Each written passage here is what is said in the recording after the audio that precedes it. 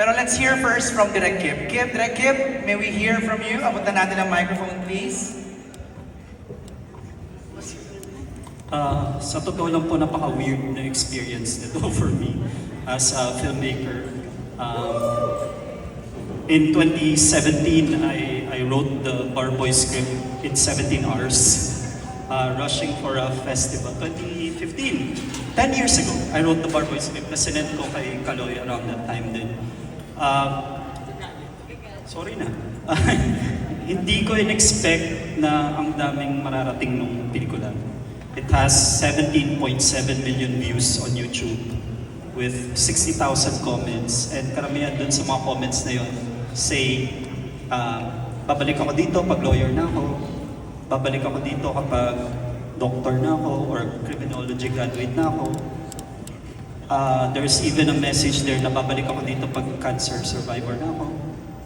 And it inspired generations of people to keep going. Kahit na napakahirap ang pagiging Pilipino, ang pagiging adult at pagiging estudyante sa bansang ito. And nagkaroon ng musical na 3 season nag-run at nag-sold out for almost all their shows. And now we're at the sequel. And I'm just so thankful to everyone who helped us make the first film and now are helping us make the second film. And I'm very fortunate to be reunited with old friends. There are people who come into your life for a season, and there are those that last a lifetime.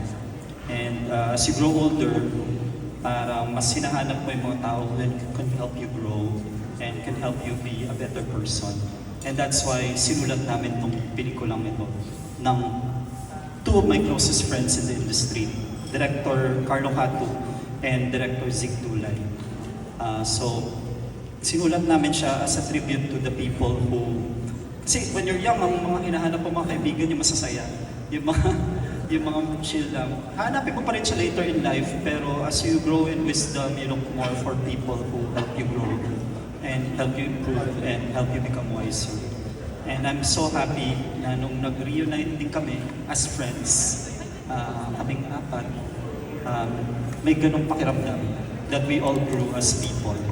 And I've worked with almost everyone in this stage, except si Bryce at si Emilio. Lahat ng tao sa stage na to nakatrabaho ko na. And lahat sila, I can guarantee you, mabubuting tao. At lahat sila ay tunay na mga artists who want to be better in their craft.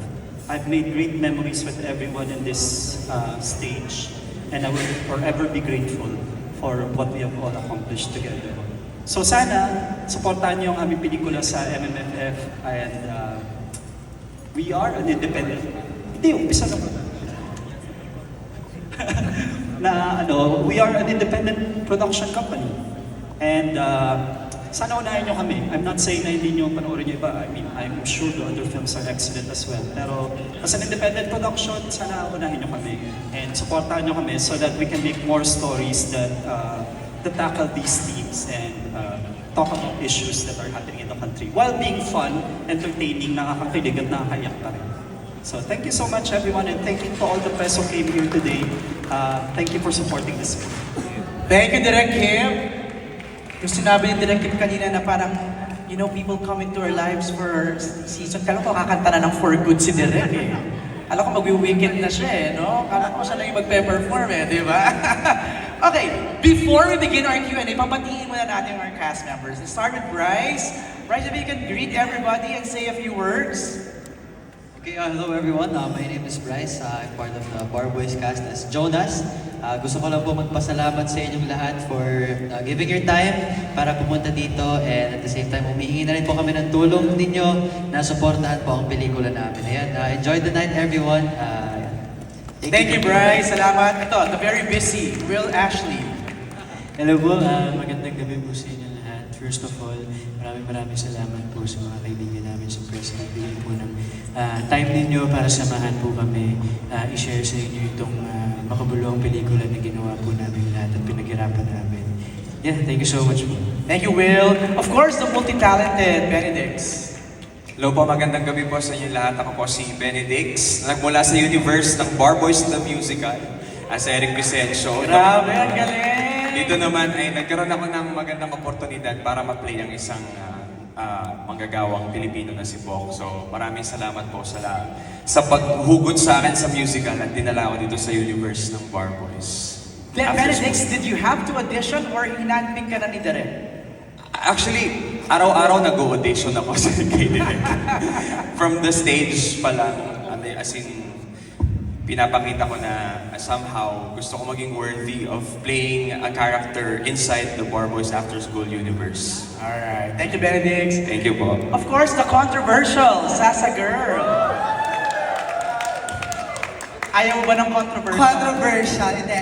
This is the most demure I've ever been, TBH. Charing. In real life, and of course, sa movie, because I'm playing a law student. Her name is Trisha Perez, yes, a valedictorian. So, sobrang demure ko talaga. Sobrang demure ko talaga. So, yes, this is another side of Sasa Girl na dapat abangan ninyo. So, watch the film December 25, and yes. Akala ko ba ikaw yung last line dun sa trailer kanina? Hindi, syempre, di ba? Well, malay mo. Malay mo. Napatay ako dito eh. Ay, wow. Charing, eme lang. Thank you, Sasa. Emilio! Magandang gabi po sa lahat. Ako po si Emilio Diaz. I play Ziggy here sa Barboys 2 After School. It's my first ever movie sa MMFF. And I'm so proud to be surrounded by greatness. As you can see, lahat ng mga artista dito award-winning. So it was really a good experience for me as a baguhan dito sa industriya na talagang matuto sa mga artistang to, and of course with Direk Kip. Right. So, yun, panoorin niyo po, and we put in so much hard work into this film, and sana magustuhan niyo. Thank you, Emilio. And speaking of award-winning Therese! Hello po sa inyong lahat.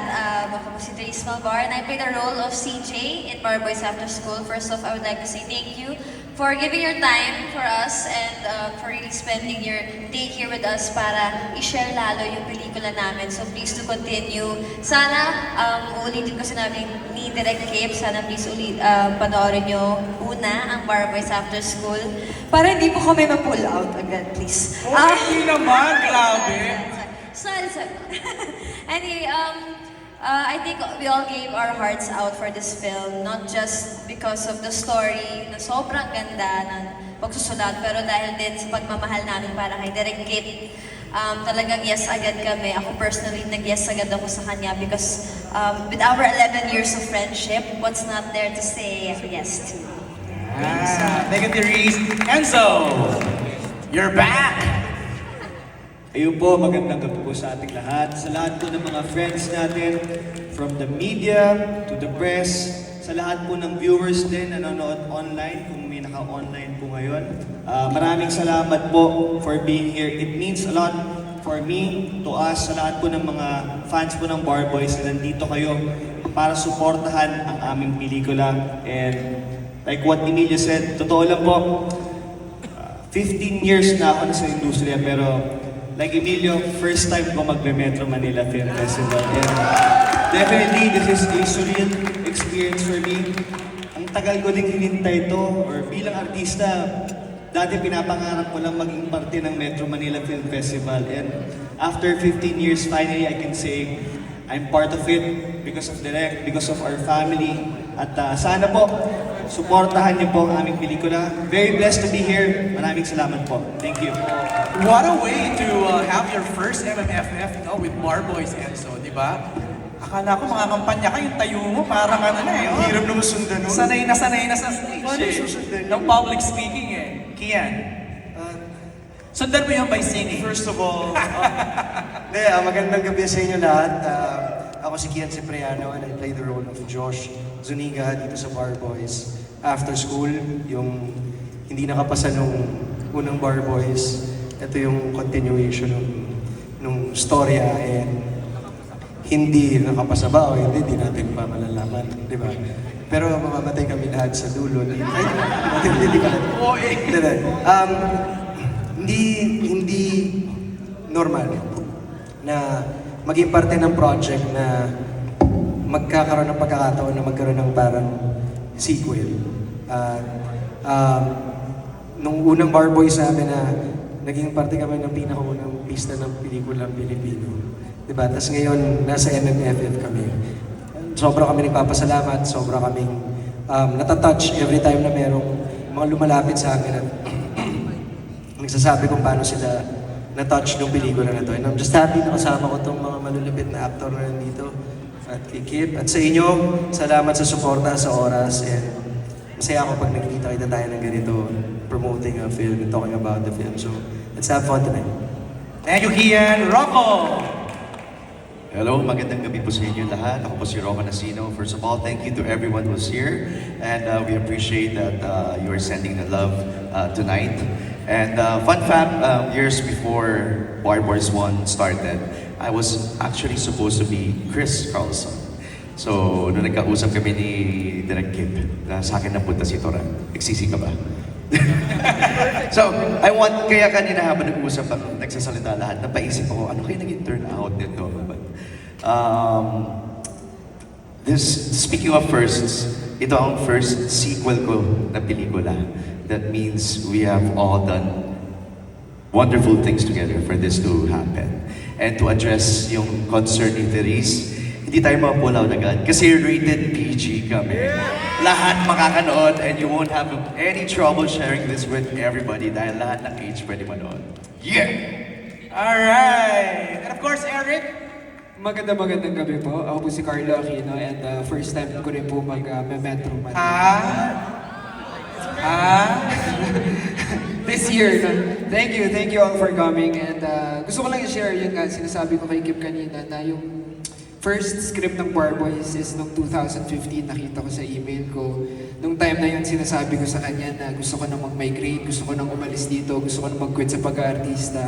Pero dahil binigyan niya ako ng fire, binigyan niya ako ng spark, nandito pa rin ako at umaarte at ginagawa pa rin yung mahal ko. Maraming salamat. At yun din yung aim ng pelikulang ito, maka-inspire at maka-start ng movement para sa mga Pilipino. Maraming salamat po. thank you, Carlo. And speaking of starting a movement, simulan na natin ang ating recitation.